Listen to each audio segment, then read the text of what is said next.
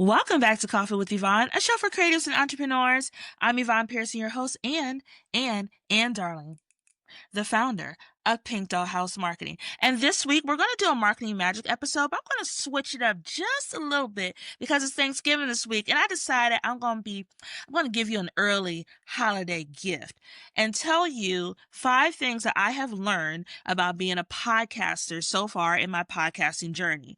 Full backstory, I started podcasting back in 2020 during a Panda Express, in which when the whole world was shut down, I was like the many who were inspired to turn on their camera, even though my setup was like very limited.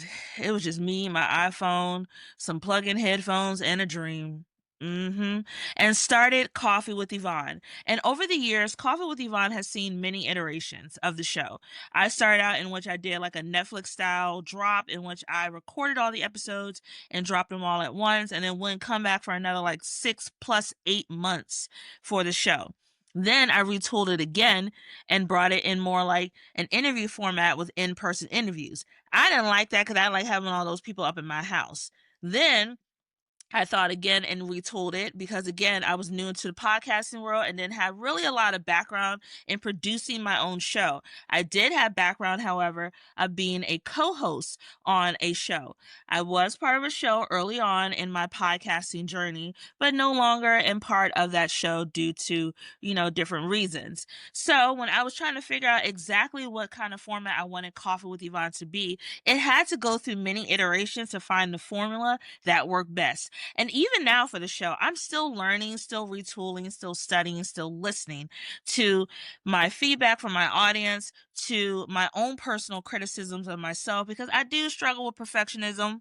Full transparency, but it's a way for me to learn and become the best version of myself as a creative through the lens of others and through my own personal perspectives.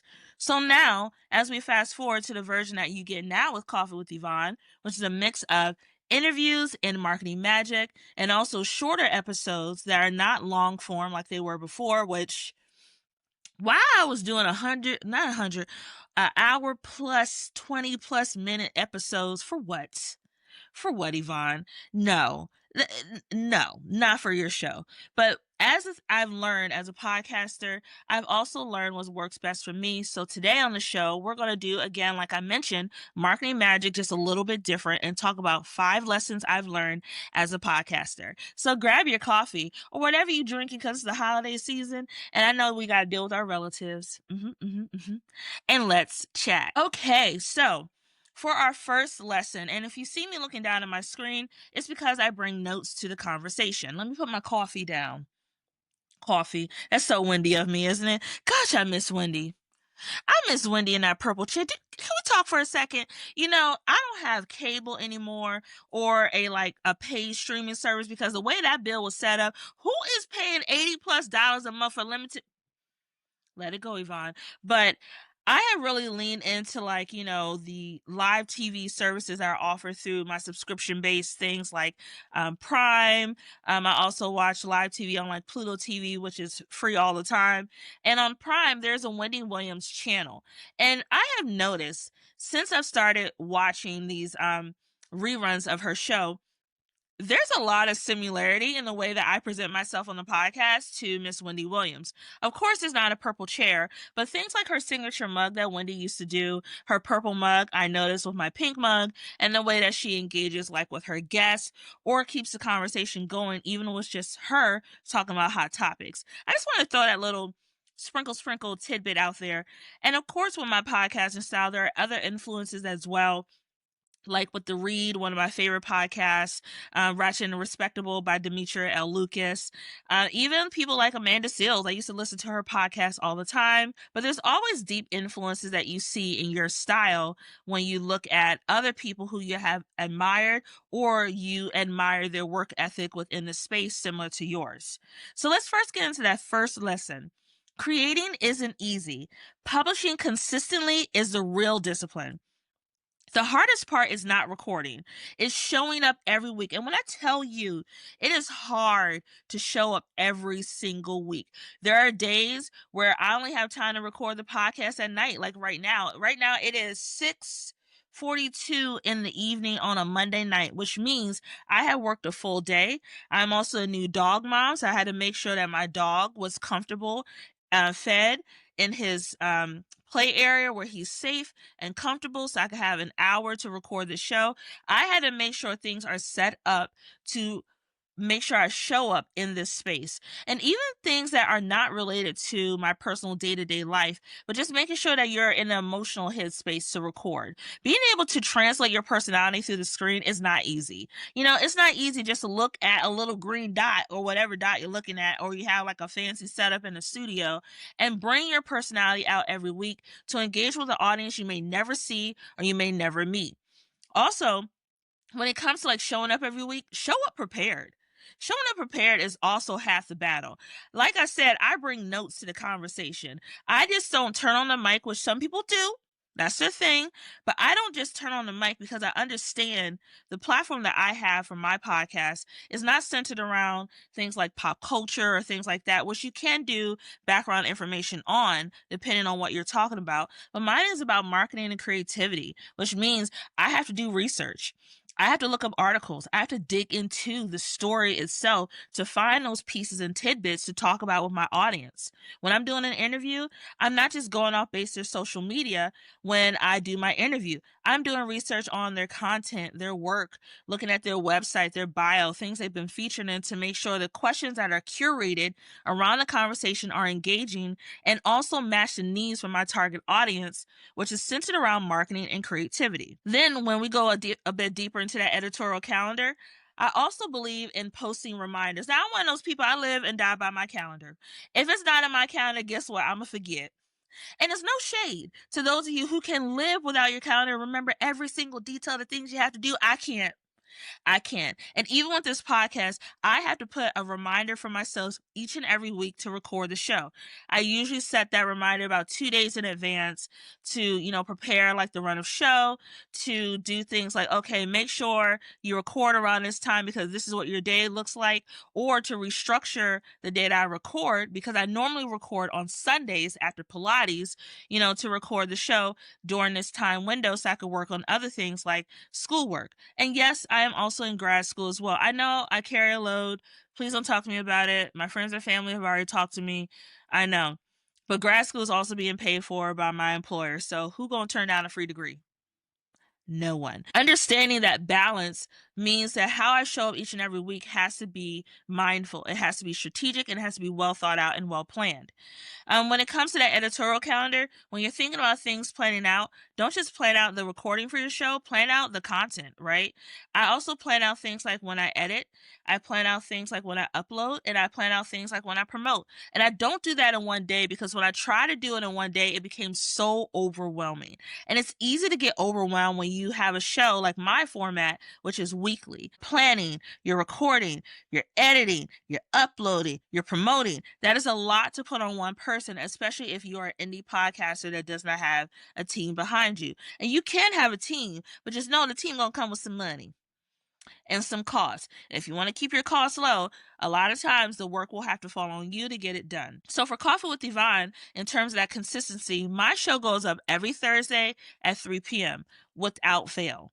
It is very, very rare. The show does not go up exactly at 3 p.m. I may miss that mark by maybe like 3:10 or 3:30 at the latest, but it's consistently going up every Thursday at 3. What I've learned also about showing up too is that consistency is important. Before, when I was retooling and figuring out the format for my show that worked, I wasn't being consistent about what day my show would drop. I would say, oh, if it drops on Tuesday, that's cool. If it drops on Thursday, that's cool. If it drops at 5 o'clock, that's cool. But my audience is like, girl, where is the consistency? If you say you're going to drop the show. How can we build an audience with you if you're not dropping the show correctly and on time? Where's the professionalism? And I had to check myself. I had to think to myself, would I bring the same energy in my day-to-day role? And if not, why am I doing it here in a space where I am showing up as my creative self, unfiltered, uninhibited in this space? Why am I not giving that same energy I give to my 9 to 5? Once I changed my mindset and started using the same structural planning I use for my 9 to 5 in my podcast, things shifted. Things shifted for me. When I started showing up every single week consistently and holding myself accountable for those things, the tone shifted, the show shifted, and the show elevated and grew. So for that marketing takeaway, consistency builds skills, it builds brand trust, and it keeps your audience engaged. More importantly, take care of your audience. If you are someone who wants to really grow this into, something that you could do as a full-time role, because people have done that. They have transitioned their podcast from being a hobby to being something that they could do as their full-time job. Me, on the other hand, that's not my personal goal for this. My goal for Coffee with Yvonne is to leverage me as a thought leader in the marketing space and to use this to elevate my presence into like speaking engagements, panels, and things like that. This is a running portfolio for me. So there's a goal for me in this as well. But for those who are looking to go into podcasting full time, just make sure you're consistent. Make sure you're consistent. Make sure you show up for your audience and keep yourself organized in that consistency. So for that second lesson, your podcast is a content machine. Create workflows and AI to simplify processes. Now, we touched a bit on that in lesson number 1. We're going to dive a little bit deeper in lesson number 2. For Coffee with Yvonne, I'm not going to cap you. I use tools to keep myself sane. I surely do. Shout out to AI. Shout out to AI. You can feel the way you want to feel about AI, but AI has helped me tremendously with streamlining processes. So before we dive into that, the first thing I use is Google Workspace. Please invest in a system like Google Workspace. It helps me with building out my template for Coffee with Yvonne for the run of show. It also helps me when it comes to things like, holding documents, holding things like recordings or clips or audio, and just has like a backup system for keeping everything in place. It also helps me with Google Workspace. I send out my emails through my Gmail for Google. That in turn has allowed for me, I have a whole folder in my drafts of just templates, right? Templates for emails, for sending out for different things, whether it's reaching out to a guest, whether it's following up with things like the invite and recording instructions, the run of show, and even down to things like approving the social media graphics before they go live for promotion and letting them know that their episode has gone live across the different platforms. There is a template for everything. My Google Workspace is the way that I organize those things in my practices and workflows. Another thing I use, my girl Canva. My girl Canva come through for me every single time. I have been a Canva baddie since the beginning. And I mean since the beginning. Before you could erase backgrounds, before you could do, fancy things like video and all that stuff. I was in it from the trenches when Canva first started and everybody was saying, oh, Canva is going to be one of those things that, dilutes the idea of a designer. No, it didn't. It made it a lot easier for people who, like myself, who are not designers, who want to create beautiful graphics using templates or allow for themselves to build out their own templates like what I did for Coffee with Yvonne to create a brand consistency for the show. Another thing is have a great distribution channel. I believe in having your podcast live somewhere. It actually lives in more than one place. The distribution channel for my podcast is Podbean.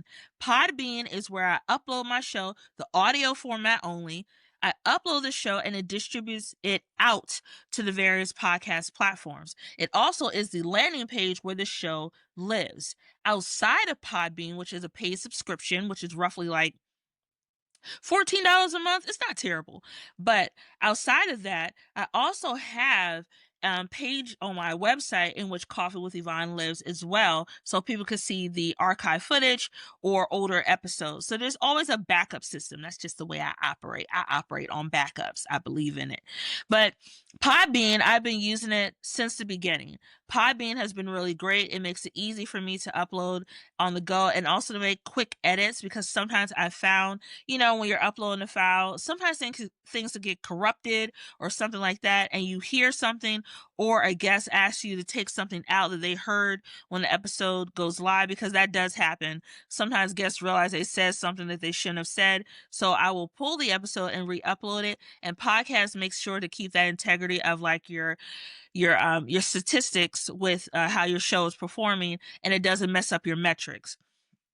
What I also enjoy about podcasts are my analytics, or those metrics I was mentioning. I'm able to see where the show is being broadcasted in terms of what countries, right? Coffee with Yvonne is heard in over 26 countries around the world. I also have things that I notice about how well a a audience loves a certain episode. There was one episode that went viral that I had no idea. I still don't have any idea what platform it went viral on, but it's fine. But that episode ended up going viral and ended up ticking up a lot of traffic to my page, in which people came in from that one episode but stayed to listen to other episodes. So I'm able to see what episodes are performing well and what type of content was performing well at the time too, so I can make notes for later to do that content again. Another thing I use too are editing platforms. I use different type of editors. I really have leaned into old school ones like InShot. InShot is the OG CapCut. CapCut is great, but I prefer InShot. And that's just me. I've been using InShot forever. I have used it. I have the full service subscription one where you just buy it once and you own the actual software. So InShot allows me to edit my mobile videos and keep that consistency. I used to edit the actual podcast itself, the video podcast itself, but I've since moved over to the platform, which I'll mention in the next one, to edit the show to make it more seamless. So the platform I use to do my editing for the visual piece of the show is Riverside. Riverside is the platform I use to record, I use to edit, and I also leverage the AI tools from Riverside to chop down the amount of time needed to edit my show. When you are a solo podcaster or on a small team, time is so important. And when it comes to the podcast itself, I don't have a lot of time to sit there and dig through every single, little detail when it comes to the show, figure out every this, that, and the other. Riverside has cut that down for me tremendously because it pulls up a transcript of your show. So I'm able to look on that transcript and easily cut things out. And it makes it more like a seamless transition instead of looking choppy when it comes to editing. They also do things like recommend video content that'd be great for social media, like pulling in those key moments like, hey, this is a great moment. You should really think about making this your clip for social media and allowing for you to edit it. Once you have that in place, Riverside then says, hey, do you want me to give you a description that you can use for the show? I'm like, okay, great. And not only that, it also gives you an opportunity to add chapters in there, so you're not having to go back and re-listen to the show to figure out where those key moments are. Riverside has really helped me cut down my editing for one video of the podcast from 4 hours. I've gotten it down roughly to 2. So I've essentially cut my time in half. And because of that, I'm able to not only edit the video piece, but also able to, once I finish editing the video piece, save it as an audio file as well. So now I have the video and audio file done. And I also have the social media clips based on AI recommendations and score for performance done as well that I have saved to edit later in the week when I have the editing days for the social and mobile videos. So Riverside has really been a great tool. There are other tools out there as well that do a lot of what Riverside does, but I have found in the trial and error of recording the show that they have been the most consistent. They've been the most consistent. They've also been very affordable and the most valuable tool that I've seen so far for me as a podcaster. Another thing I use too to close out those tools before we go into the marketing takeaways, I do use ChatGPT and Coco, aka Copilot. I use them. I do. And how I use them is not just saying that, I allow it to do all the work. I allow it to serve as kind of like my assistant editor, right? Or assistant producer. I'll put together the run of show and then I'll throw it into ChatGPT or Copilot and I'll say, hey, how does this run of show sound? What is missing to make this a robust conversation? It'll give me notes of how to improve the conversations I have during my interviews. It'll also give me suggestions for titles for the episodes for how to optimize things like AI to make it more catchy and visually engaging for people who are having it come across their feed or their timeline when they're looking for something to listen or watch across platforms. It's a great way for me to stay organized because ChatGPT and Copilot will also say, hey, the flow of this does not work that well. Maybe you should shift this to here, or have you considered changing this segment to this title? For example, when I used to do my quick fire questions, I just called it quick fire, right? And ChatGPT was like, why don't you call it sip and spill? I said, girl, you have something there. I never thought of that.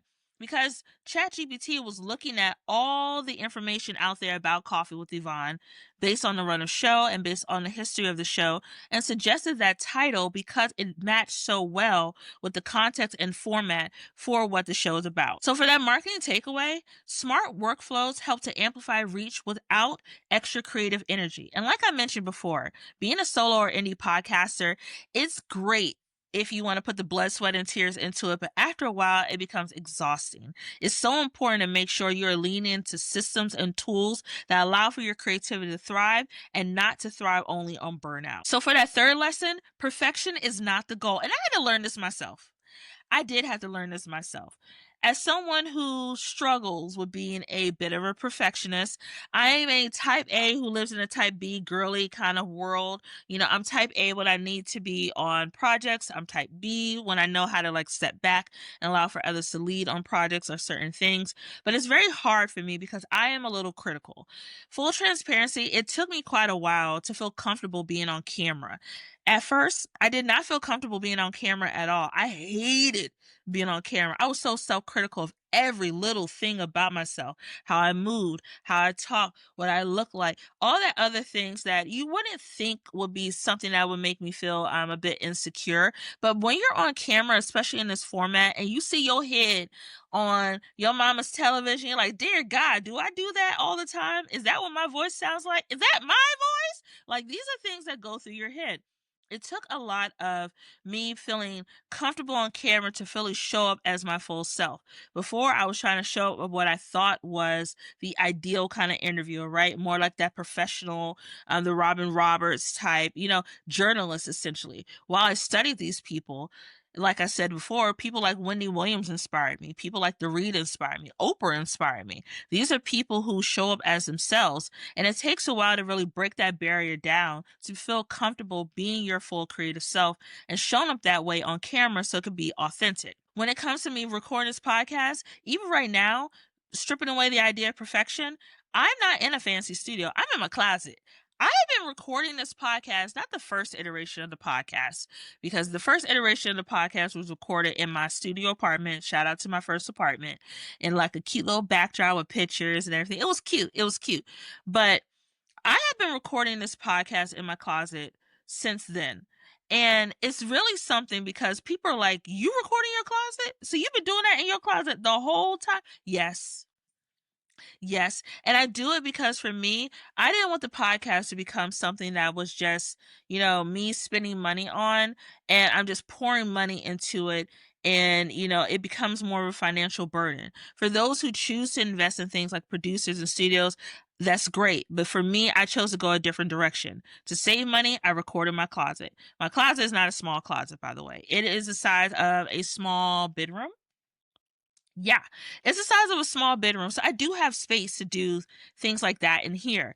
But I chose to do that, one, for the sound, two, for the convenience, and three, it just makes it so that I don't feel like I have to do the extra step of having to go somewhere every single week to a studio. Because I used to do that on the show I was on before. And after a while, I was like, I don't want to go in the studio. I want to be at home. I want to be at home. I want to be able to just turn these lights off and be done with it. Also, too, what I've learned over time by recording in my closet, I have to have the right tools for my setup.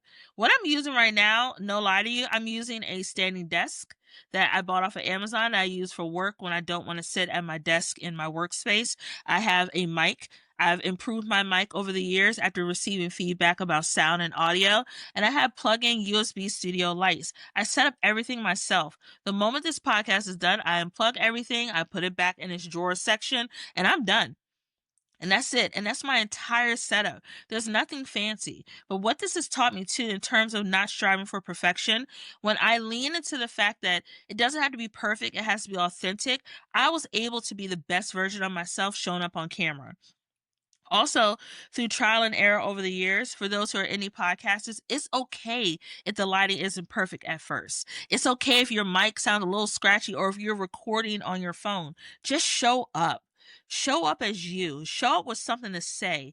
Show up with something to say that is meaningful. Because there's so many podcasts out there right now. The space, some may say, is oversaturated. But if you show up with a voice that is authentic, that needs to be heard, and you're adding something to the space, your podcast will find its audience. It doesn't have to be a bajillion downloads each and every week. It could be 20. It could be 30. It could be 100 downloads each week.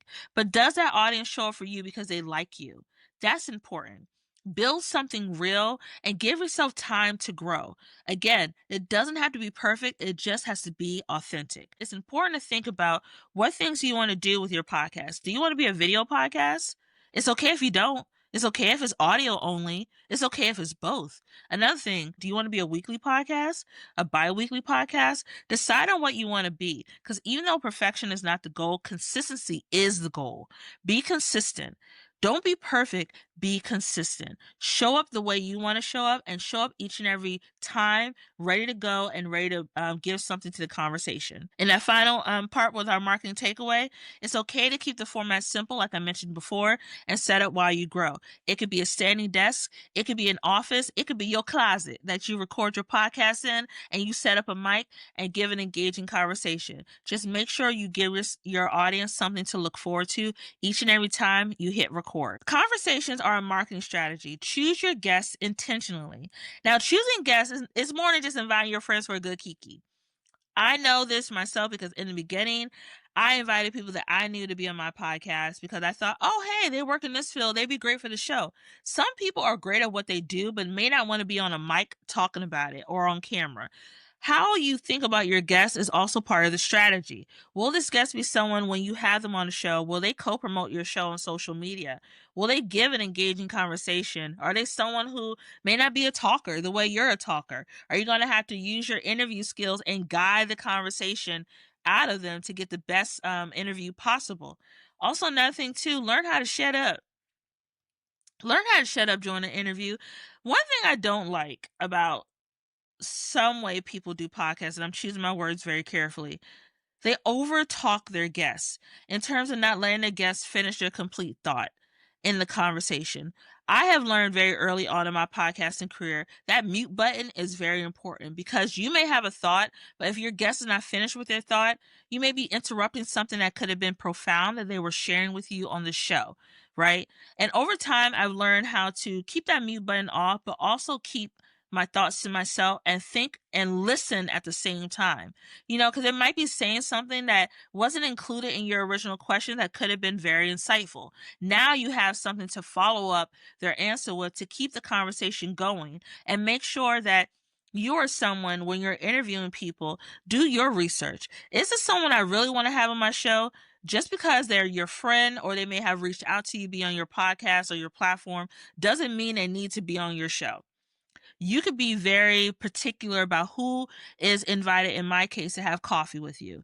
You don't have to have just anybody, or just because they have a bajillion followers of social media, their vibe may not match your vibe, their mission may not match your mission. Make sure the people who are here for intention, and also here because they really support you, not just for their own personal gain, because it does work as a two-way street. You can't be out there just promoting your show and then they have crickets and they don't say anything. What was the point of them being on the show in the first place if they're not going to support the platform that they were just invited to be on? It doesn't make sense, right? Another thing too is, when it comes to reaching out, come correct. Remember at the top of the episode, I mentioned about having those draft messages. Included in that draft message, like I mentioned before, is that outreach. I not only outreach via email, I also have a draft message for social media outreach as well. I will reach out to someone and slide into their DMs and, ask respectfully if they would like to be on my show, as well as including a link to the show as well, so they can hear what kind of content that I'm doing. I also set up the conversation to make sure my podcast is a safe space. The first thing I say to my guests usually is, this is a safe space for you to show up as your full self. I don't do gotcha style interviews. I'm not going to embarrass you on my platform or anything like that. Show up as your full creative self. If you have to cuss, go ahead and cuss. It's fine. If you want to cut something out because you did not feel comfortable with that answer, that is okay as well. We'll cut it out. It's not my job here to embarrass you. It's not my job here to use a clip of something you said to create buzz and traction on social media and start arguments in the comments for my own personal gain. I operate with integrity. Figure out how you want to operate and how you want to handle your interviews, and the rest will fall into place. So for that marketing takeaway, choose your guest strategically. The right guest can place your show in front of the right audience.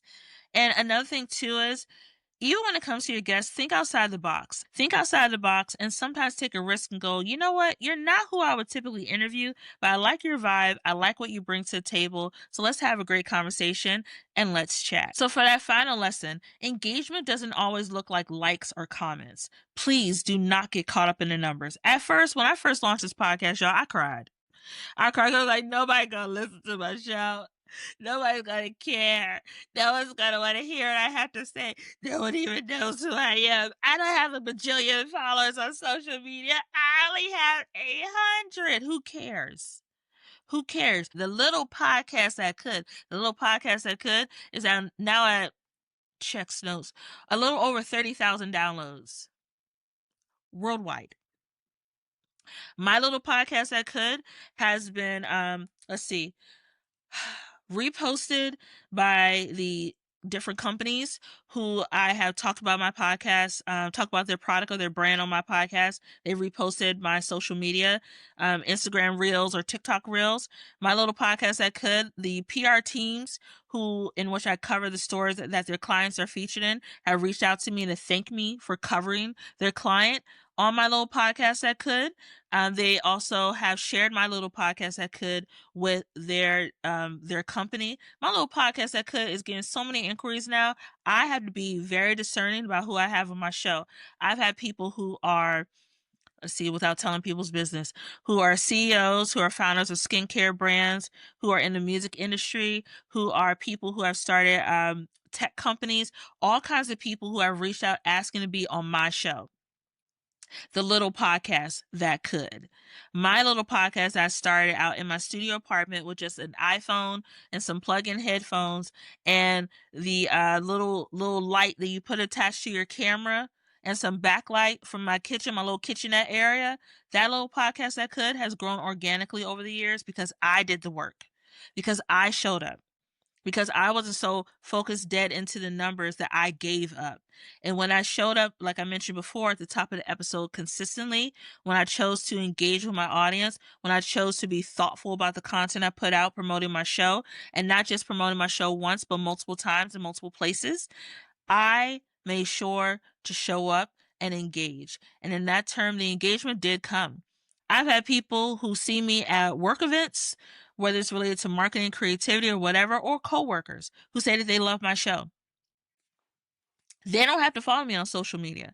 They're talking to me in real time. They tell me they love my show.